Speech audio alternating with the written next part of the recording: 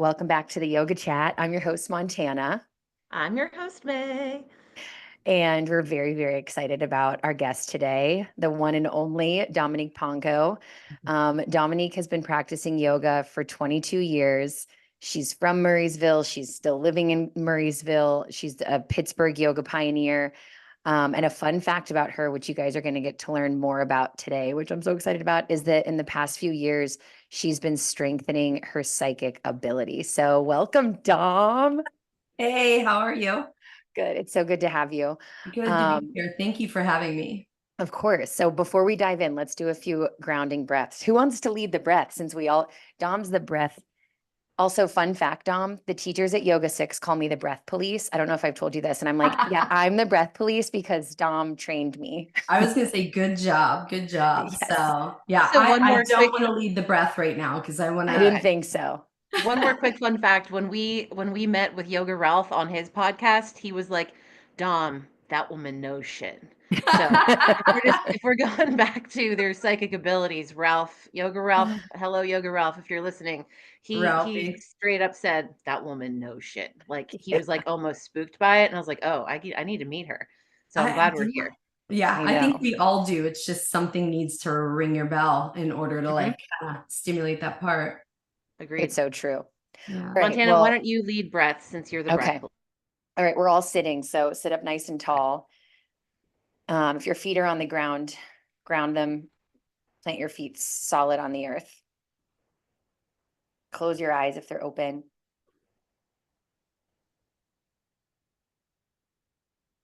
Just start to observe what's showing up. Recognize what you start to label or how you start to label what's showing up.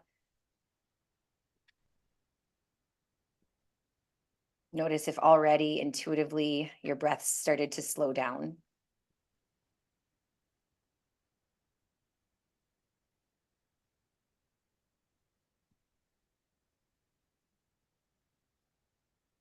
Take a breath in, roll your shoulders up toward your ears. Exhale, roll your shoulders back and down. Let them fall heavy. Breathe in through your nose. Open your mouth, big sigh out of your mouth. Again, like that, inhale through your nose. Big sigh. One more like that, breathe in.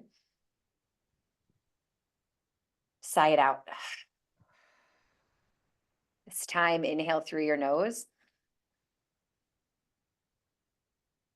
Pause at the top, feel full of breath, full of life. Keep your lips sealed. Exhale through your nose.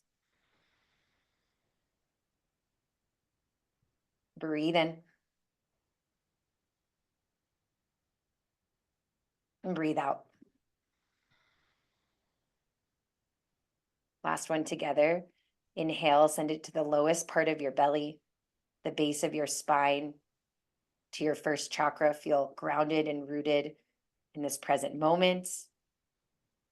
Draw a little bit more energy, a little bit deeper.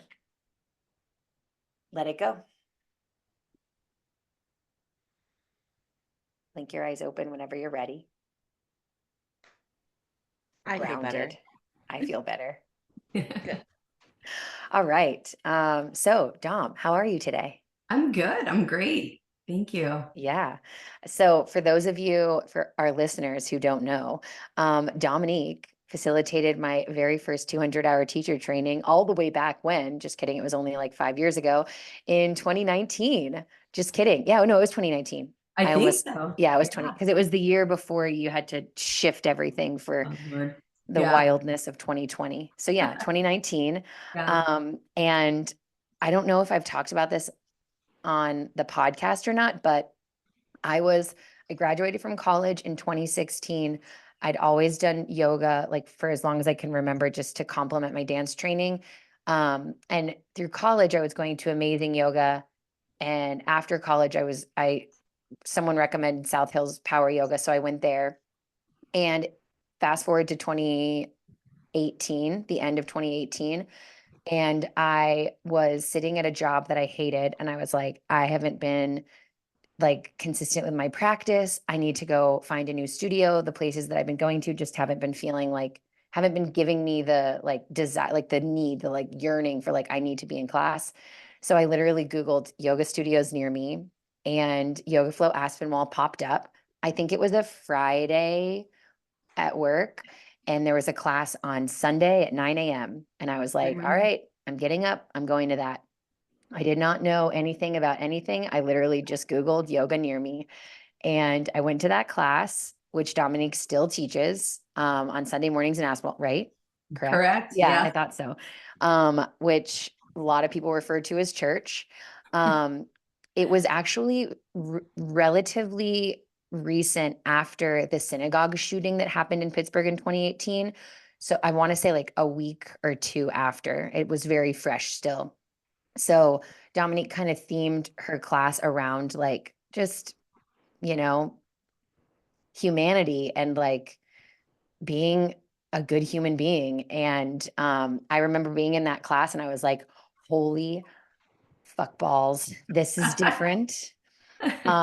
This is what I've been looking for. I've been looking for this teacher since I left Dallas with Deborah Abrams, who was my first very favorite yoga teacher. I was like crying. I was sitting in hero's pose, just like crying. And afterward, I left the class. I found Dominique on Instagram. I sent her a really long message that just thanked her for class. And she was like, oh my God, you're so welcome. She was like, let me know next time you come to class, let me know what your favorite poses are and I'll build a sequence around it. And I was like, what, who is this? And then I started researching Yoga Flow and I was like, oh my God, this is the owner. I had no idea.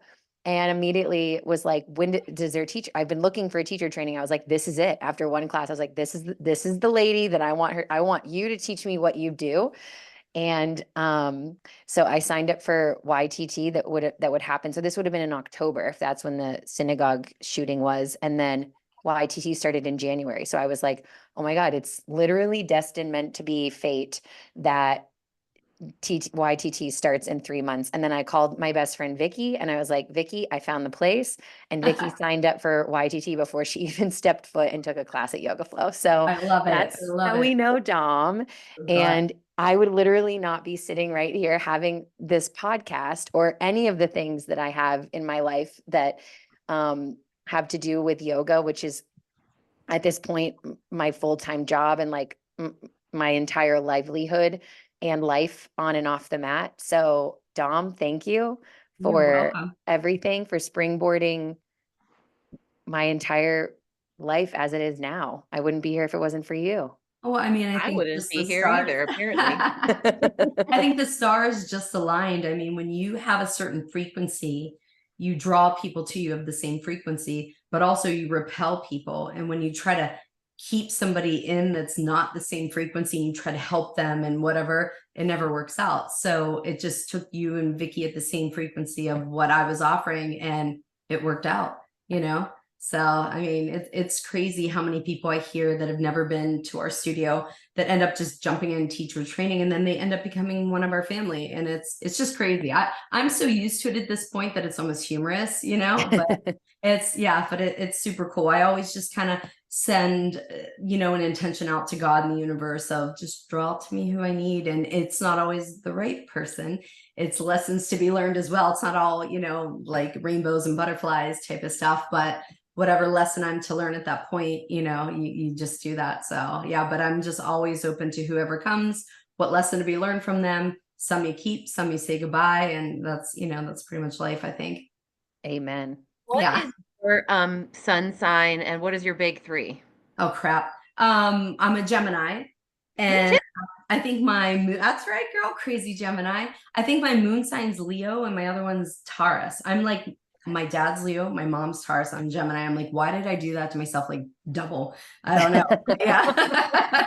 Grew up with it and now I'm living it. Yeah. So it's funny how that works. But yeah, so I'm a Gemini, definitely crazy Gemini. So I love every minute of it.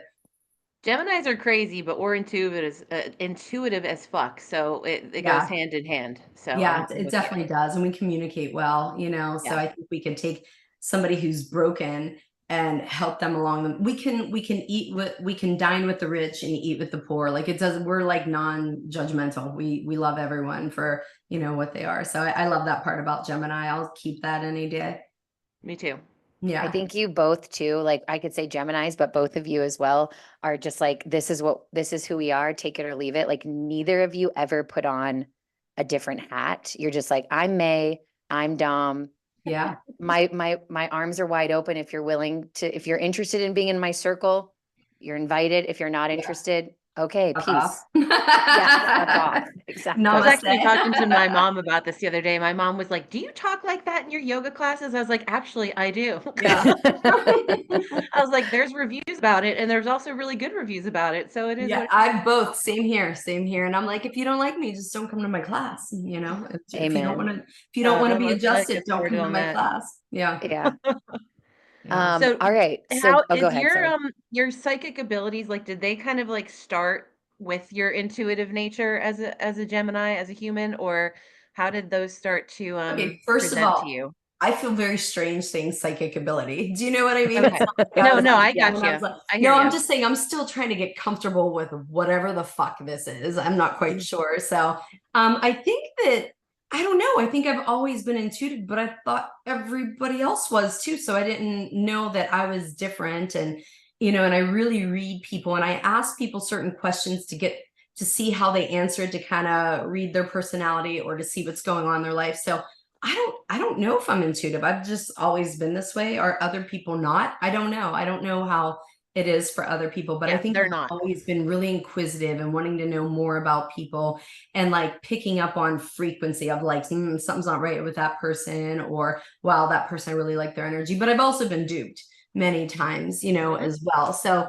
I think I've just always from little child have been into like, boy, a hawk's flying above my head. What does that mean? Well, why would a little kid think that? Like where did that come from? Or, oh, I found a penny. I wonder what that means. Like most little kids are just like, don't give a crap. So I think that like just the way maybe my soul contracts have been, I kind of carried pieces of like Native American with me to see what animals represent or signs. And I've always been really curious about tarot cards and psychic readers. And like that was like what sparked me, I would always want to learn more about that. I used to see psychics all the time. So I don't know. I think I've just like had been attuned to it and just didn't know that not everyone else was like that. Is that a good answer? Yeah. Yeah, it is. It's like you're curious and you enjoy finding meaning behind things. I can relate to both of those things pretty Yeah, I easily. guess. Yeah, and I And think it's funny because, yeah, you're right. Not everybody is like that. And then, yeah, I don't know if you have had this happen to you during your life, but you'll be in those situations where you're like, oh, there's really not something right about that person. And everyone's like, oh, you're just crazy. You can be yeah, nice. And then yeah. 5 years later, they call you. They're like, oh, that person robbed me. And I'm like, oh, I was right. No, I'm sorry. I'm not talking about me, although I am now. But No, I 100%. And that's yeah, happened many times to me. yeah. So yeah, and it's definitely, and I mean, it's like school was just torturous to me, like sitting there having to like memorize stuff and like raise my hand to be talked to. I was the worst student because I'd catch myself just staring out the window the whole time. Like, oh, I could be out on the playground or I could be doing something. So I've just always been untraditional by nature. I've always been a rebel, and I don't know why. It's just like I don't fit in with modern day anything. I question everything. I wonder what intentions are behind certain things, corporations, whatever. I'm always like just digging for more. I don't take anything at face value, and I pride myself on not being a sheep. I'd rather be a rebel. I'd rather be a shepherd than a sheep. So I think that that's part of it too. And I just didn't realize until I got older that, whoa, I'm a small majority of the world, I don't know. I take the hard path, I think, on purpose, just to challenge myself. So Yeah. Before we get too deep into this too, because listeners, we have a special guest joining us in a little bit. It sounds like you've been intuitive or like have had this like sixth sense or curiosity, I should say, since you were a kid. So when and where did the yoga fit in? Like when were you first introduced, and when did you realize like, oh, this is a platform or an outlet or a practice that I feel like connected to, where I can dive deeper into this other realm of my inner knowing? okay, do you really want to know, or do you want a real story? Yeah. Okay. Yeah. So I was a massage therapist, right? but nobody taught me to protect myself. So I would go work on people, massage them. They felt great. And I'd feel like shit because I would just absorb all their crap. But no one taught me that, oh, you're supposed to protect your energy. I didn't even understand what that meant. And so I would pretty much sleep my life away. I would sleep all day, go work on clients, come home, sleep. Like I was just so exhausted. And I was shockingly so type A, so type A. I had to be on places at time. If something was thrown out of rhythm, I'd have like a freak out. Like I was just like completely type A. You wouldn't even have recognized who I was back then. And so I was like, shit, I need some yoga or something, but I was too poor. I was paying for a mortgage, doing yoga, pardon me, doing massage. I didn't have money to pay $115 a month for a membership. So I was like, how the fuck can I get around this? I was like, I'll go get certified to be a yoga teacher. Never took a class in my life. I was like, I'll go get certified to be a yoga teacher. I'll teach somewhere. I'll get yoga for free. That's how whacked out my brain is. I'm like so reversed to everything. So I went and I did, what's it called? Yoga Fit, right? Mm-hmm. I went for like 2.5 day, whatever. They gave me like this little black and white folder of like Warrior 2, Warrior 1. That was it. I had no clue what warriors were. Oh my God, I should have grabbed pictures of stuff. So I took a 2-day work course and I had to, when I was writing out classes, I'd have to write out stick figures and put Warrior 2 next to it because I didn't even know what Warrior 2 was. So then I was just procrastinator by nature, Gemini, correct? And Karen from Amazing Yoga must have heard that I was certified yoga teacher and she was looking for teachers. And she called me and I just got married and she's like, I'm really looking for a teacher. And I'm like, and I just said, oh, I'm really busy. But really I was just insecure. I had no clue what I was doing. I'm going to go teach at a yoga studio with somebody who knows what they're doing. So I just kept like pushing it away, making excuses, because it was really an insecurity. I just acted like I was too busy or something like that. And then finally, somehow she got me in there. And I swear to you, for the first 6 months, I'm not even exaggerating, I didn't even look at the students. I was just looking straight at the sidewall, teaching. I'd have my little stick figures written down there, whatever. Someone could have been dead on the floor. I would have had no clue whatsoever. But I got free yoga out of it. So that was good. And then I guess that's just how I got started. It was almost like I wasn't going to do it myself. So the universe like kicked me in the ass and like kind of forced it. But yeah, I wish I had some of those pictures because you would die laughing to see like a little stick figure in a warrior position or whatever. But yeah, so then that happened and then Amazing Yoga kind of went power. And power wasn't like, it just wasn't like calling my name, I think, because the universe knew and God knew that I was going to head in a different direction. So we kind of parted ways. And then I got really, really sick and I couldn't work anymore, but that's a whole nother story. So, and then somehow my husband made me open up a yoga studio. I have no clue how that happened either. So crazy. But yeah, my world got pretty rocked. And so I just became a yoga teacher because I couldn't afford to pay for it. And then here you go. So if anybody who does my teacher training knows that I have absolutely no official training besides a weekend, they'll be like, I want my money back, please. What, this bitch is gonna be teaching me yoga and she has a 2-day, like I didn't travel the world. I didn't do any of that stuff. I just took a 2-day course and here I am, I guess. I love that you would say that to us too. When we were going through teacher training, Dom would say like, there's absolutely nothing wrong with traveling the world to learn how to teach yoga. If you want to do that, that's awesome. But also like, you don't have to. It's literally right here in your backyard. And I know plenty of people that literally got certified in ashrams in India and don't teach because that's what I always talk. Like I tell everybody, I'm so grateful that I decided to do DOMS. The universe pushed me there too, because it really taught me how to teach yoga. Like your and Michelle's training is rooted in like literally how to teach yoga. All the other things that you can dive into in terms of like personal practices or like, different routes that you can take to get more specific about all the aspects of yoga that's like so never ending, so vast, you can do on your own. But like if you're going to a teacher training, it should teach you how to teach yoga. Yeah. Which is like the foundation of, I took another, I don't know if you know this, Dom, or if you remember, but I took another 200-hour during 2020 virtually because I was just bored. Yeah. And I was like, oh my God. And like, there was teachers in that training and it was their first training. And I was like, I am so grateful that this was just like I'm bored, so I'll take this thing to like give Yeah. myself purpose and like Yeah. accountability, because that was just if that was the first 200-hour that I did, I would literally not know how to teach yoga. Yeah. So doing that, I already knew going through the training, like, oh, wow, this is the shit. This is it. But then being able to really compare it to another, I was like, oh my God, there are some drastic differences in the hundreds of thousands of 200-hour teacher trainings that are offered nowadays. Yeah. When did you It's open crazy. Yoga Flow? What year? Well, I don't ever have a business partner, is all I can tell you. I opened up in 2005 with a lady, and within a year I was like, okay, I can't do this. So I opened 2005, but her and I were in a legal battle over, it was just awful. So then for that whole time I was in that legal battle, I decided to open up in Aspinwall. So I was Yoga Loft in Murraysville with a partner, opened up an Aspinwall Yoga Flow in 2007. So, 2005 I opened a studio, but 2007 was Yoga Flow officially. Yeah. Wow. So you're coming up on 20 years. Yeah. Oh my God, I can't believe that. I feel way too young to be saying that. So That's crazy. crazy.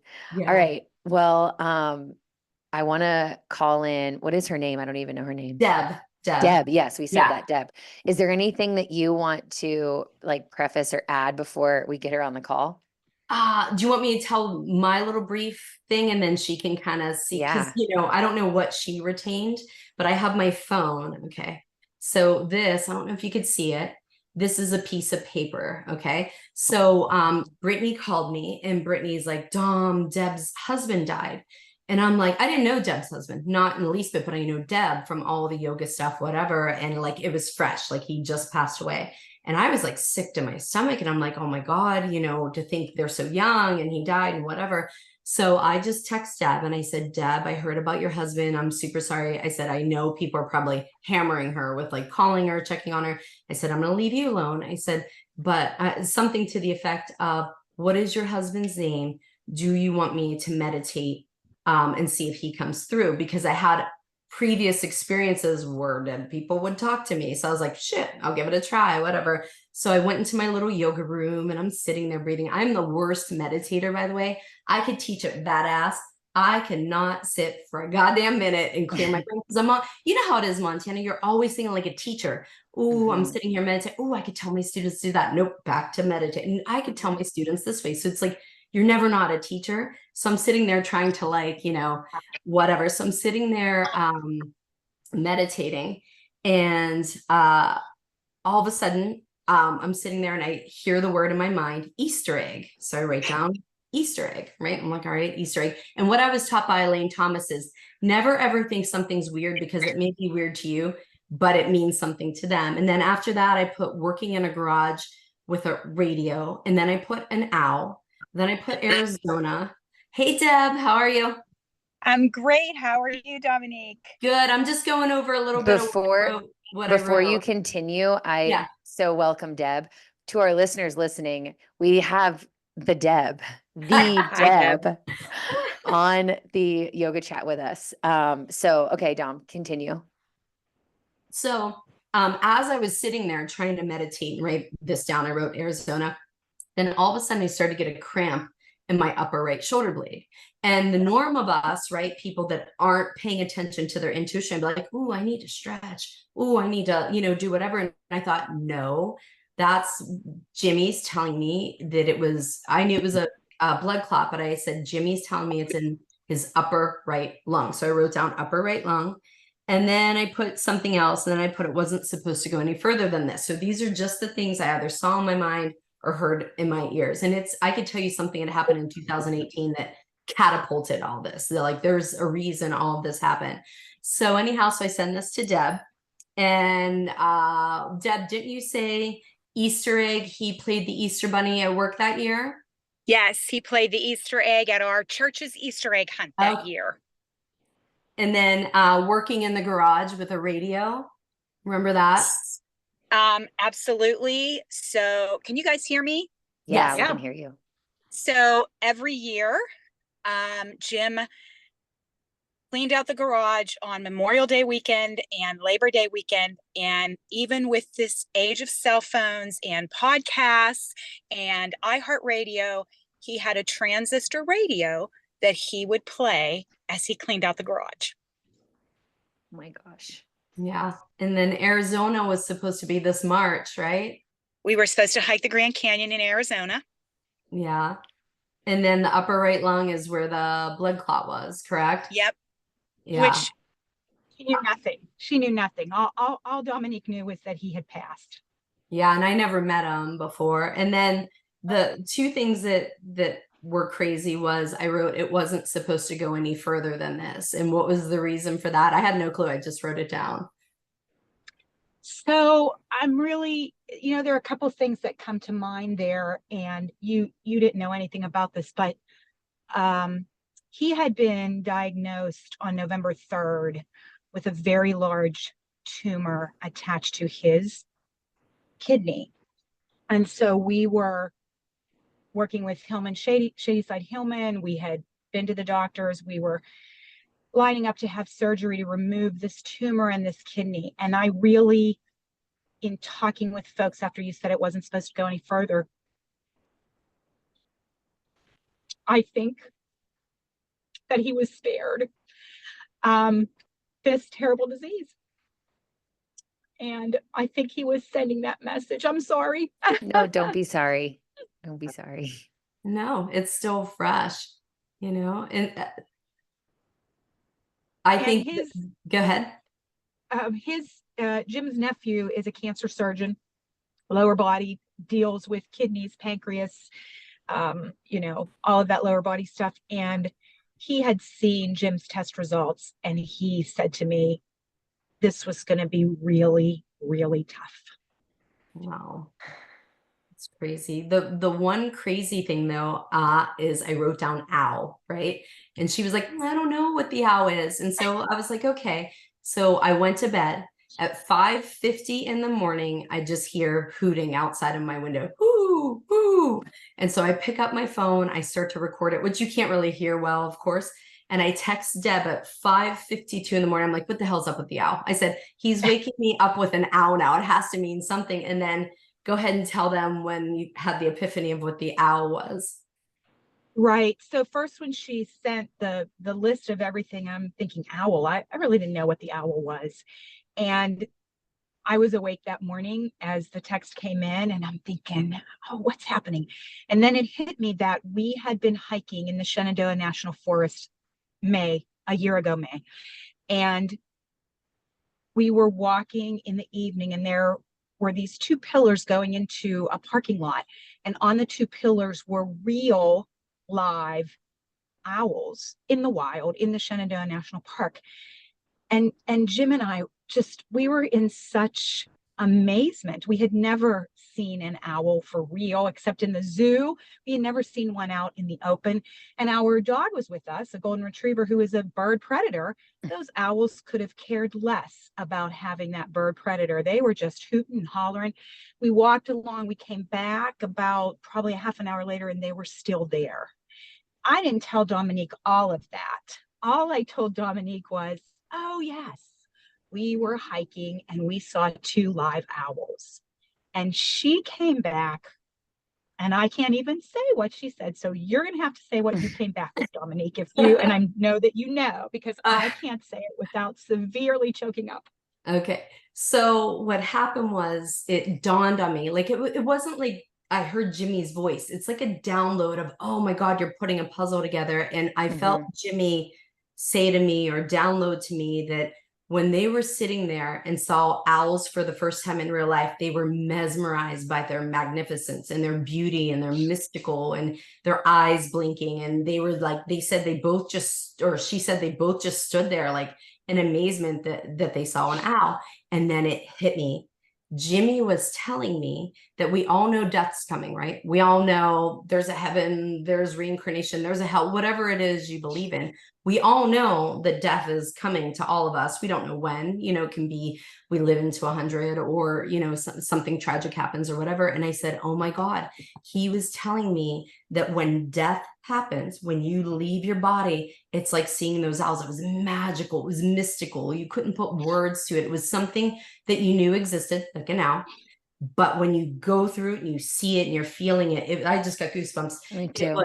It was magical. And he just said it was just so beautiful, magnificent, that he knew it was coming, but he had no idea it was going to be like that. And that's what he said to me. And he told me to tell her that. So, oh my gosh. And you, and Dominique, I think you texted me that he wanted me to know that same feeling that we had, that awe, that mystical, that holy cow, this is so amazing, was how he felt when he walked into glory. Mm-hmm. That's exactly it. I could feel that and he's communicated multiple times still with me over little tiny messages for her. And it's definitely, it's insane. And I have no word. I don't know why this happened to me. I don't know why I was picked for this. And does it happen regularly to me? No. It's just like whenever I guess the message is supposed to come through, it comes through. You know how some psychics like sit down and they're like, I'm seeing that. I can't do that. I can't see shit. And then until it like comes to me, and I'm like, I guess that's a message I get. So I guess I'm still mastering the craft, or I'm not ready for everything yet. I don't know. I'm just chilling and letting it kind of evolve the way it's supposed to. So thank you, Deb. I really appreciate that. For those of us who have witnessed and been part of your gift, it's comforting. It's a blessing. It's just all of those things. I don't know how to say it, but you are a gift. Oh, thank you. Thank you. And that's how I feel about you. I'm so Montana, everyone in my life, all my yoga teachers, I don't know what I did to deserve all these beautiful people in my life, but I'll take it. I'll take it. I'm so blessed in so many ways. Thank you. Deb, thank you so much for being open to joining us for a bit, and we're more than welcome to stay. But yeah, that's just, I mean, I wish that I had the words. I have none. I got nothing. You can't, yeah. I got a really cool story that Please tell. me. Oh my God, this is okay. You ready? Sitting down. You ready for this one? Okay, so I went to see this Elaine Thomas. She passed away, unfortunately, but she's like a psychic medium in Lilydale, and she was like teaching us to sit there and whatever pops in your mind, because some people are visual psychics, some people hear, some people smell, sense, all that stuff, right? So anyhow, I learned a few little tools with that, and then Jamie Korchek, who owns the Sacred Soul House in South Hills, she's the one that brought me there. So we would practice a little bit together, whatever. So anyhow, it was, and now I'm putting the puzzle together. Anytime something major spiritual is going to come through to me, all of a sudden my body gets like really tight, like cramped up, like where I feel like I need to stretch. So it was October 30th, transitioning into October 31st, which trick-or-treating would have been that night, right? So it just turned October 31st, and I'm laying in bed and I'm sleeping, and I'm an insomniac, and I was actually in a deep, nice sleep, and I feel tapping. And my son, he was 10 at the time, he's like, Mommy, I don't feel good. I feel sick. And I'm thinking, oh shit, it's going to be trick-or-treating. He's going to have to stay home. So I said, let's go downstairs. I'll give you, I'll make you something like some tea, and we'll put on TV and we'll just sit there, and maybe you'll feel a little bit better. I didn't know too. I'm a mom. I have no clue what I'm doing, just like everyone else. So I wish I could say, you need to take this, but I didn't. So all of a sudden he's sitting there watching TV, and I have my robe on. I'm trying to go back to sleep, and all of a sudden my body starts to cramp up, and I'm like, shit, I'm so tight. So then I go and I sit on the floor. And I have seizures because I have a brain tumor. That's kind of what got me into all of this stuff. So my body has seizures. Well, when I have a grand mal seizure, I'm out. Like you're knocked out, you're seizing. You have no clue what's going on. And so all of a sudden I'm sitting and I'm in a forward fold, like staff position on the floor, tight forward fold. And my one leg just starts to like thrash like a grand mal seizure, but I'm awake and I'm like, what the hell? And I'm like trying to push it down on the ground to get it to stop. So then I would push it down and stop. And then the other leg would go like crazy. And I'd push and I'm like, what the hell? And then my arm would go. And then my other arm. And then all of a sudden, I can't even explain it. I felt the crown of my head, not physically, energetically go crack, and it just like cracked open. I can't explain it, in a waterfall of information for every single problem on planet Earth. The answers started pouring through me: how to cure cancer, how to, heal people's emotions, how to feed the world, how to stop hate. Like every single answer was just pouring into me, all this stuff. And it was so fast, I can't even explain it. I kept looking up going, slow down, slow down. I'm not going to remember all this, because I have a hard time retaining stuff because of my brain tumor. And I just kept saying, slow down, slow down. And I would say, Sebastian, get me a pen and paper. I need to write this down. Sebastian, get me a pen and paper. And I'm like, slow down, slow down. And I couldn't, I just wanted to know all the answers to how to stop hate and all that. And like, was I here to heal the world or whatever, right? And then all of a sudden, mind you, TV's on full blast, loud, because it's a kid watching it. Everything gets quiet. As quiet as can be. And I hear this man's voice. It wasn't God. It was like a spirit guide. I could tell the difference. Then he put, calm down. You'll know, or he said to me, you'll know it when you need it, is what he said. And then he also said, stop drinking. It lowers your vibration. So from that moment on, I have only drank like 5 times since 2018. And every time I do, I'm like, ugh, why'd I even do that? So his voice said that. And then all of a sudden, I can't explain it. In my mind's eye, like if I said, where are your forks in your kitchen? You'd be like, next to the refrigerator. In my mind's eye, I see everyone I know sitting around me. I can't remember exactly who it was, but it was like my mom, my sisters, Mark, Michelle, Smell. And then they were all sitting in a circle around me. And this man goes, almost like he was pointing to him, going, she has the gift. He has the gift. She has the gift. Almost like I was supposed to let them know they have this gift too. And then all of a sudden I saw, like, just in my mind's eye, like yoga flow, like in the middle, like just a building, not my actual building, but a building, and said yoga flow on it. And like all these people walking to it. And it was kind of, I don't want to say this like to insult anybody who's religious. I don't even know if I'm using the right context, but it was like a mecca, like where people of broken souls that have been like me and like all the teachers find their way to yoga flow, and they heal there, and they do that. And then all of a sudden I noticed in the circle there was a second row, and there were 2 people in there. I won't say who they were. And they were 2 of people who I thought were my friends, right? 2 of my friends. And it was that spirit guide showing me that they're not your friends. They're not in your circle. They're not in your circle. And what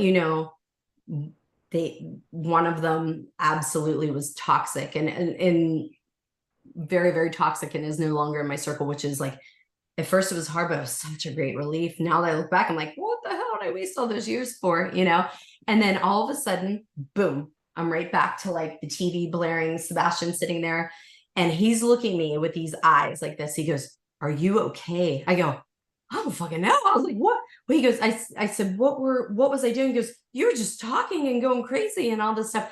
And so to this day, he won't talk about it. He won't say, he goes, I don't know. I don't want to talk about it. So I was like on cocaine of like, oh, I'm going to heal the world, right? So I run upstairs. I jump on top of Mark. I start shaking him. I go, you got the gift. You got the gift. He goes, what fucking gift? What are you drugs? Are you? And I'm like, he goes, what gift? I go, I don't know, some gift. I don't know. He's like, are you fucking on drugs? I go, actually, no, I'm not on drugs. And then from that moment on is when all this stuff, like Deb, happened. Like it's like little here's and there's and everything. So so that kind of catapulted it. And we went trick-or-treating that night. And I looked at Mark. What a night. I was like, yeah. And I looked at Mark, I go, nothing's ever going to be the same. He goes, oh yeah, I think so. Right. And so he's just been part of this journey. God bless him, that man, what he's put up with me. I don't know. He's like a saint. So yeah. But so that is like a story that like, I mean, that's what did it. That's what got me to whatever is going on now. So yeah. But yeah. So it's wild. Yeah, it was nuts. Can you, because I know you kind of like brushed over this, so you don't have to talk about it if you don't want to, but I know the story of like how you found out about your brain tumor. And like, to me, from an outsider, I just have this feeling that it's like that physical brain tumor is like what allows your brain to like energetically like crack open. So if you're down, would you tell everybody else, the listeners, about how you found out that you have a brain tumor? Okay, I'll make it quick. How about that? Because I could go, I'm like one of those people, I could take you off on a tangent. So it was 2003. It was like November 14th, 2003. I just got done teaching at Amazing Yoga and I went to visit my friend who just had a newborn baby, 3 days old, right? And do you know those chairs that are like Pier 1 chairs, the big circles with the like cushion in it that you sit back, right? I was sitting back in that and I was holding this brand new baby, looking at this baby. And she said, all of a sudden, I just straightened my whole body out and threw my head back and started like having a grand mal seizure. And then she watched me seize for like 2 minutes or something like that. And then I tried to like stand up. And when I have a grand mal seizure, it takes me 20 minutes to come back to, oh, where am I? What's going on? And she said, I was like trying to crawl around, like trying to like get myself to like get up out of it. So I must have been a little bit in between two realms of conscious of, oh, something's weird's happening. And then like couldn't like get myself to settle back down. Also, remind me to tell you what I see when I have small seizures. But so anyhow, so I woke up and paramedics were like, I was laying down and paramedics are standing over me. And I'm like, the hell's going on? They're like, what's your name? And I'm like, I don't know. And I'm like, how don't I know my name? And then they're like, what year is it? I'm like, I don't know. They're like, who's president? I'm like, I don't know. And I'm thinking like, how don't I know what these names are? And they're like, who's your husband? I go, I think Mark might be his name, whatever. So I refused to go in the ambulance because I think I was just flipped out, didn't know what was going on. So anyhow, I get to the hospital, I'm in the emergency room, they're poking me, they're doing all this stuff. And my sister-in-law comes and she's sitting there just observing. And like, I kept saying to every one of the nurses, don't I know you? Aren't you my yoga student? They're like, honey, no. I'm like, did I massage you? They're like, honey, we don't know who you are. And she heard me say, I'm having deja vu, like for an hour of deja vu, not like a minute of deja vu, an hour of deja vu. And then, so then they took me and they gave me MRIs and all the crap that they do. And they're like, the doctor came in and sat down in the emergency room and had this look on his face. And I'm like, oh shit, that can't be a good look, you know? And he's like, well, you have a brain tumor. It's in your left temporal lobe in between your memory and your speech. So that's why sometimes I can't remember something. I can't remember how to say a word, or else I'll start talking and forget what I'm talking about because that's where that brain tumor is. So then they whisked me down to Pittsburgh and they did this like toxic shit radiation stuff to see if the brain tumor was alive. And it was alive, meaning it could turn cancerous at any time. So, you know, whatever, but that was like 20 some years ago and it hasn't grown. So, but I know that like, I needed that because I couldn't drive a car for 3 years. I had seizures. So I couldn't do my massage job because my massage job was going to people's homes and giving them massages. So it stopped me in my tracks. And poor Mark, I mean, we had to pay our mortgage on our credit card because he just graduated college on a commission job. I was the breadwinner that wasn't making any money. And he opened a yoga studio for me. He paid a driver. We had no money, paid a driver and Michelle to drive me back and forth to this yoga studio to teach. Like insane, just absolutely insane. So I guess it's all meant to be because I mean, this is just a crazy ass story of, you know, not taking yoga and becoming a yoga teacher, having a brain tumor and seizures and opening a studio. Like, it's just like everything's ass backwards. I don't know why, but it's kind of the rhythm of my life. But when I have small seizures, which I have all the time, sometimes during a class, it's embarrassing. It's where all of a sudden, like, I'll watch you talking, but I can't understand what you're saying. And I can't talk back. It's like a gibberish. And then all of a sudden, when I have a really strong one, so say a grand mal is a 10, right? Where you like knock yourself out. If I have a 9, which I have, all of a sudden, I feel like I forget where I am. I feel like I'm surrounded by, it's mainly women, like a circle of women. And they're trying to remind me of like the gift that I have. But I'm still very elementary. It's not like, oh yeah, this is how you cure cancer.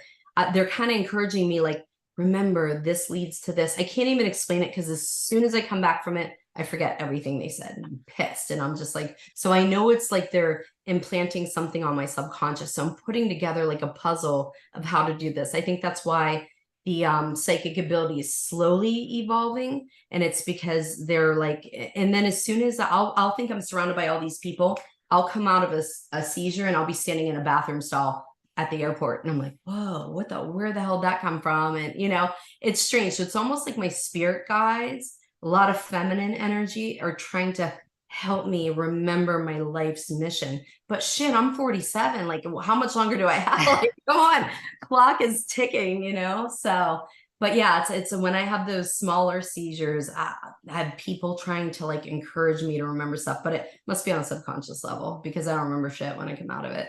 So, so I know that you went and saw Rhonda too. And Is that so the for one those you of keep you, telling me to go see? yes, yes. So Okay. Rhonda is a medium in Greensburg, which is like an hour-ish from Pittsburgh. And my friend Vicky went and saw her and she brought me up. So I was like, okay, now I have to go see her. I didn't tell her who I was, didn't tell her I was connected to Vicky. She brought the same thing up and she's like, is this happening to you?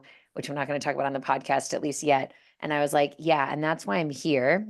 I was like, you told my friend Vicky that her friend was going through this. I'm that friend. And Rhonda was like, oh, she like kind of got emotional and was like, it's moments like this where I feel validated in my work. Like I see so many different people and they come and go. And, you know, I think to myself, like, is this crazy? Am I making this up? Am I insane? You know, people call it witchcraft, like devil's work, all this nonsense. And she's like, yeah. and when moments like this happen, where like I'm validated that my work is helping people, I'm reminded that like this is why I do what I do, and this is why I need to keep going. So somehow, some way, I told Dom, I was like, Dom, I know you've been trying to like refine your skills with all this. So like go see Rhonda. So Dom went and saw Rhonda. Boom. She I blow your mind?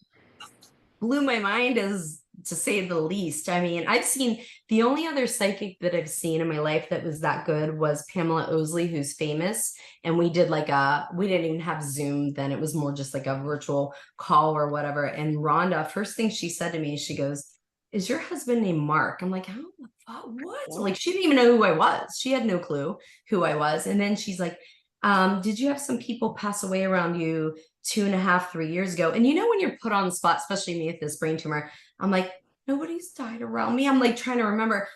Shit ton of people die around me right around then. I'm like, and she goes like this. She starts writing in the air, A-L-E. I'm like, Alex, are you serious? And it was a high school friend who passed away. And towards the end, I really tried to help him on his spiritual path. She goes, Alex is with you all the time. He's so grateful for what you gave to him his later years. Because I was trying to teach him, you don't have to die cancer. Like you can, you know what I mean? Start to learn your life, whatever. And Billy and I, during COVID, we would like sneak, because you weren't allowed out. We would sneak Alex in and we'd put him right by the gongs and we'd play the gongs for an hour over top of them and crystal bowls and everything like that. But he ended up, I think he was just ready to go. I don't think he wanted to fight it. I really do. I could feel that he was just like, because he had a lot of struggles this lifetime. And I think he was just kind of like, okay, I'm done. So he passed away, and passed away during COVID, where nobody could go see him. There was no way to mourn. It was awful. It's just wrong. It's just wrong the way all that was handled. But yeah, but when she said Alex, I was like, my jaw hit the floor. I'm like, nobody know, who would know that, so it was crazy. And just other stuff she said, insane. I mean, the woman is gifted. There's no denying it. she couldn't make up the stuff that she said. And I brought my 15-year-old son to see her. So, and Really? yeah, because I just want him to get on the right path. You see, because he's stuck in the school system the way I was, of like absolutely hating school. When are you going to use trigonometry and all that crap? So I wanted her to like let him know maybe his life path, if he focused more on this, like his job, and you know what I mean, maybe be a laborer as opposed to a doctor, stuff like that. So they had their little thing. I didn't ask too much. So, and she adored him. It was so cute. So yeah. That's really cool.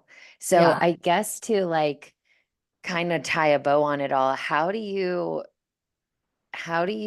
juggle like being a business owner in 2024 with like knowing that really none of it matters in a way, and that there's like all these other things that you're experiencing in your life? Like but you also obviously understand like you're human and you have to be a part of society, and like like how do you juggle it all?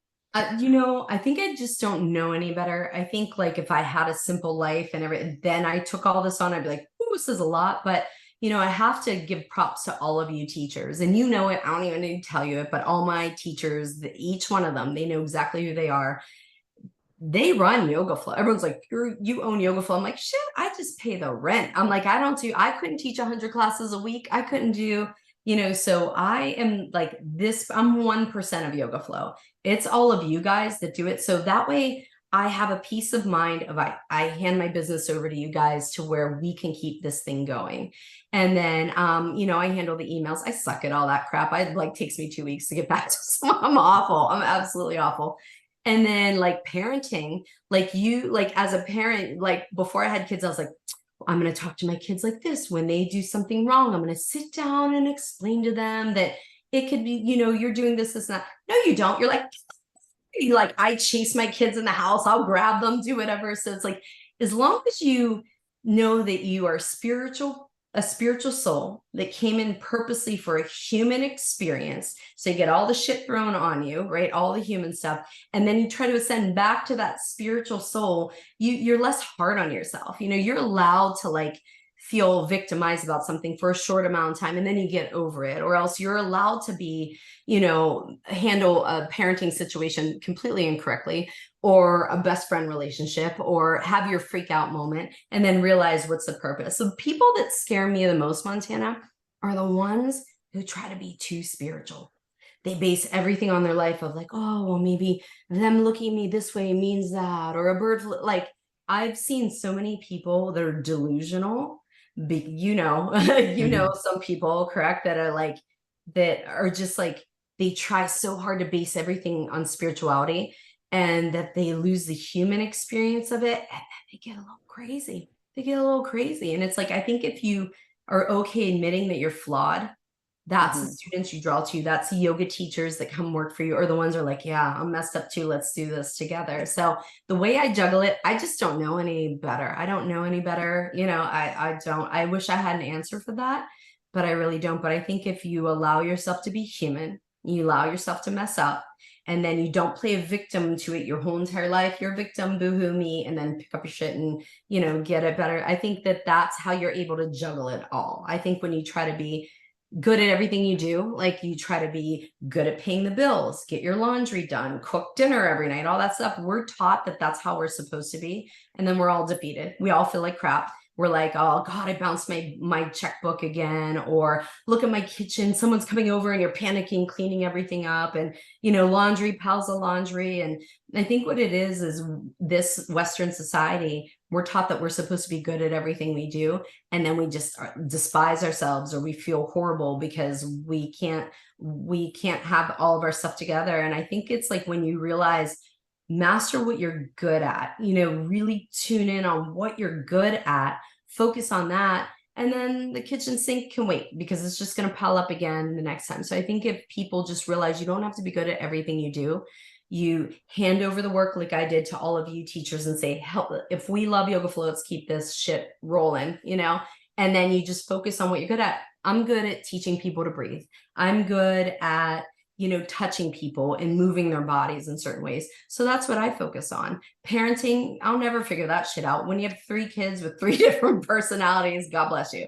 Because if somebody says that they do parenting a certain way, you'll do it completely opposite. So I think if you just take the couple little things that you're good at and you focus on that, everyone else is there to help you along the way, but I think it's just, we're so brainwashed to think that we have to be built perfect, look pretty, be able to be a good listener and not have a freak out moment. I just feel bad. I really feel bad for those of you out there that stress yourself out about everything that you do wrong in your life. You got to learn to let that go, because it's going to kill you. It almost killed me, You just focus on what you're good at, then you'll contribute to society. Look, I have 2 little things I'm good at. Now I have 5 studios and 50 teachers. Nothing to do with me. It just, I focused what I was good at, and the universe brought it to me. And that's it. So I don't know. Is that a good answer? Yeah, I needed to hear it. Yeah, I think that's it. I think we got to stop being so damn hard on ourselves. And we still are. I mean, I look at my laundry room and I just walk out. I just walk out the other way. It's I can't deal with it. Yeah. So, what are you going to do? So yeah, I just saw something yesterday that it just hit home, and what you said kind of just echoed it. It's self-confidence doesn't come from a lot of validation or doing things perfectly. It comes from a deep acceptance of yourself. So once you can accept, like, I can do these things really well, but like my car is a shithole. I have a million empty coffee cups in it. Yeah. I don't have balloon arches and matching outfits for my child for every event. I don't do any of that, but like you can accept that that's okay. There's not there's nothing wrong with that. Like it's stupid to even get to the point where we all think we have to be this way. Yeah. But like you said, we do. We think like, why can't I be the person that keeps my car clean? Why can't I be the person that does this or that? But it really just comes, like you said, from just accepting your strengths and honing in on them, and then just kind of like not being too hard on yourself about the things that you don't do well, because that's just what makes us all different. And Exactly. I think it comes with age to get to the point where like you feel more comfortable knowing that the parts of your life where you feel like are in shambles are like not a reflection of who you are. It's just like whatever. You just gotta throw your I hands up think, in the air and say like fuck it. yeah. Yeah. And I think, honest to God, I think that when you show your flaws, you just helped another soul on planet Earth not Yeah. be so hard on themselves. You know what I mean? And when you talk Yeah. about your flaws, like, I try to do that when I teach. I talk about my, what I'm not so good at, or else like something will start to come to me that I'm saying during hips. And I think it's like, if you just like show your flaws and you're kind of admitting to it, you have no idea how many people will come up to you after class, right, Montana? Something you said today, oh my God, that made me feel so much better. And you're like, Mhm. that must have came from something else, because it Mhm. just like rolls out your mouth or whatever. But I think when all of us can show our flaws and say, hey, Michelle, help me with this, I'm not good at that. Brittany, help me with this part, I'm not good at that. When you admit your flaws, people then gather around you and be like, Dom, I want you to be the best at what you do, so I'll handle this little part. And I think when you show your flaws, you have no idea. Someone sitting in a grocery store that like is dropping their keys and like, dropping their credit card, and you're like, I just had one of those days too. You just set them free. You just set them free completely, because they're thinking, oh, fuck, look, I look like a hot mess. I'm dropping shit. I'm doing this, right? When you just go, oh, I just did that yesterday. You set their soul free. And I think it's when you can be there for somebody else that's going through a hard time. And I think that's why if I told you like my childhood and all that stuff, you'd be like, whoa, like this is pretty crazy life. But I can kind of see why now, because I can relate to so many people. So I think if you aren't afraid to say you're flawed, you have no idea the souls you just saved. And they may not say it, they might not come up to you and say it, but when they get in the car and they're wiping off their tears and everything, and you're like, it wasn't so bad. Okay, I'll get my shit together, whatever it is. So I think if we would just all admit our flaws instead of trying to boast about what our strengths are, or a lot of times like we boast about what our strength is to cover up what we're insecure about. I do it. I still do it. Like, I'm no joke. I have my insecurities and stuff. And I think that when you admit that you're flawed, you saved some people in the world, and that's all it is. And then when you're good at what you're good at, but you keep yourself humble, that's the hard part, keeping yourself humble. When you get a classroom full of 40 people who are all ready, it's really easy to take an ego trip on that. So you got to what I do is I look and I'm like, thank you for all of them. What message am I here to deliver today? So I think if you take the ego part out and you put the humbling in as I didn't bring them here, they were here to hear a message. What are you going to tell me? What's supposed to come through me? So I think if you stay humble, that's less bumps in the road, less hard bumps in the road. It's when that ego takes over, is when you get slammed in the face with something and humbling, So I think that, yeah. So I think just be you, be flawed. Who gives a fuck? If you don't like me, don't hang around me. You don't like my class, go to Montana's class. That's actually, well, yeah, I mean, I can't wait to re-listen to this because I feel like it hits home. We all need to hear it always, but yeah, it's just a good reminder that like you said, just be human, just show your flaws. It's also interesting that the example you gave of like the person in the grocery store line, like dropping all their shit, and you're like, oh, I had one of those days too. That's the same example in their own way that Deborah Abrams gave, who is the yoga teacher I told you about, who was my teacher in Dallas. She was literally like, when you're at a grocery store and the lady in front of you is like, has her shit everywhere and she has a crying baby and she looks and she's trying to rush, and you just say, I have plenty of time, no rush, take your time. Like that, like saves her. Absolutely. So That as deep you were, breath. yeah. And it's like, I think that the realization of that being, of your two examples being so similar is also a Mhm. reminder, like of what you talked about in the very beginning, like whatever frequency you hold, that frequency is going to be attracted toward you, which is why you have 5 studios with 50 teachers, because those teachers are in alignment with, we're all in alignment with what we want to provide for the community. And when someone becomes out of alignment with that, then they filter themselves out every single time. Every Amen. single time. Amen. Single time. So that leads us to our last question somehow, some way. Oh, But crap. I'm before we excited to hear ask, the answer. me for too, this but one. before we ask, so we asked this question to everybody. And before we ask, well, maybe I'll let Dom answer first, and then I have something to share on it that is related to Dom. So Dom, and we've had every answer under the sun, all shades of gray Literally. and black and white. Do you think yoga can change the world? Yes or no, and why? 100% and not. So just from experience, 22 years of teaching yoga, people find their way to a mat for a reason, right? So when they start to change themselves is when they change the world around them. So when they work on things of themselves.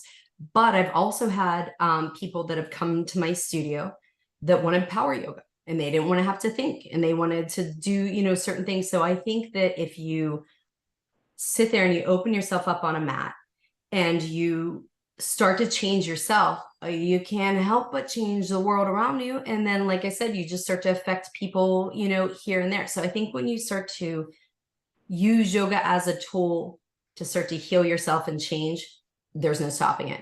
There's some people that just go for the exercise, and that's fine. That's perfect. If that works for you. But I can tell, like, when someone comes in a room, I could tell if they're from another studio just by their postures, if they're moving fast or if they're doing whatever. And I'll say to like a teacher trainee, you'll never see that person again, because I could just feel that, like, they're like, God, how long are we holding this stuff for? Shut up. I can almost hear them in their head. So I think if you use yoga as a tool to transform your own life, you can't help, because then you'll start to filter out the stuff around you that you're like, whoa, that's toxic. That person's toxic. Like, if you work on yourself, yeah, of course yoga can change the world, but only if you change yourself and change the world around you. And it can go both ways. Mhm. You can become a bigger asshole doing yoga. You know what I mean? So just depends, I guess. Yeah. You're Yeah, doing so it wrong if that's the case. Yeah. Yeah. The I'm sure we yoga's not have our ups working. and downs. Yeah. I was gonna say that, like, May, you got to come to Dom's class with me. I haven't been to Dom's class in way I just Let's thought go of to the that 9 a.m. too. too church. long. I want to go Come to on a church. Sunday morning. Come on a Sunday Yeah. morning. I don't feel right. Or even a Wednesday night in Shady Side, but Mhm. like Let's do that classes too. like Dom's, like, give you, it's kind of how you answered, but you weren't talking about yourself. Like classes like Dom's is where you have the space to like really reflect and then become a better person actually on your mat, because it's actually more than than Warrior 2. Like, it's more than physical postures. It's not just like how a lot of us, including myself, like pepper in the spirituality. Like, it's like we're here to do a spiritual practice, and it just so happens to involve movement of the body. So An ass whooping. yeah, like, kicks your ass, but also like it's not subtle. It's like, you're here to dive deep You don't have a spiritually, choice. There's no way out mentally. unless you roll up your mat and walk out. There's no, when you're in those poses or in that breath, that specific breath I do, there's no way out unless you literally pick up your body and leave. So it's like your yoga does, Scotland said it perfect. Yoga doesn't begin until you want to get out of the pose. That's when the yoga practice begins, is when you're like, I can't hold this not 1 second longer. You either learn to breathe your way through it, drop a knee, take a rest, but it's like yoga doesn't begin until you like feel like I don't think I could take one more breath in this pose. And then all of a sudden you like have an epiphany, or you have like your body opening, or you learn it's okay to drop a knee, stuff like that. So it doesn't begin until you really hit the source. But like my spiritual awakening in workshops, people are bawling for like 4 hours, you know what I mean? Just like shit moving through them, certain hip stuff. Yeah. So, yeah, it doesn't begin until you want to get out of it, and then you're stuck and you can't go anywhere. Yeah, literally. Yeah. So May, we're going to plan it. Also, your Yeah. spiritual awakening in practice, that's where it sparked my love and curiosity around the chakras. That's when I was like, what is this I thingy know. called chakra? I remember when I first taught it when I opened up Murraysville, like that time, I said to Michelle, I'm like, I'm learning that we hold these emotion things in the body and there's spots in the body. I said, should I teach a workshop on it? She's like, hell yeah. I'm like, but I don't know what I'm talking about. She goes, they won't know. Yeah. So now I think about it, like I'll say something like, I'm just gonna bullshit my way through this one or whatever. But yeah, so I was like, well, I don't know enough about this. Why did I have to know enough about that? I was learning with them. You know what I mean? So I think that that's part of when I see people are like, I'm going to get my 700-hour certification, right? And I'm thinking it's okay to learn as you go as well. So it's like, Yeah. I learned that back in the early 2000s, and now I hold a 4-hour workshop on it, you know? And so I think it's okay. You don't have to know everything, and it's okay to say, I'm not quite sure about that answer. Can I get back to you? As soon as you let that go, you know, because that's the hard part, being when somebody asks me about like certain anatomy thing, I'm like, oh, fuck, I don't know the name of that muscle. Yeah. What it like flexes when you do that, you know? So I think, yeah. So, but that's true. When you start to learn about the chakras, there's no going back. You can't look at it any other way than, boy, what blockage do I have? What emotion am I holding on? So the chakras are like Botox. Once you get it done, you're never gonna I literally thought about you. It was yesterday. I was taking a yoga class and we were doing cat cow, and I started coughing and I was like, God damn it. I was like, what's going on with my throat chakra? Right? Exactly. Because Dom taught me, she's like, if someone starts coughing and they're cat cow, like Throat chakra. chances are they're probably not sitting in their truth. Yeah, right. Or their voice isn't heard, or you know what I mean? They felt like they're not heard, or all that stuff. So yeah, it's fun. It's damn fun. I've been doing this 20 years and I love going to work. Who can say that? Who can say I can't wait for the next 20 years?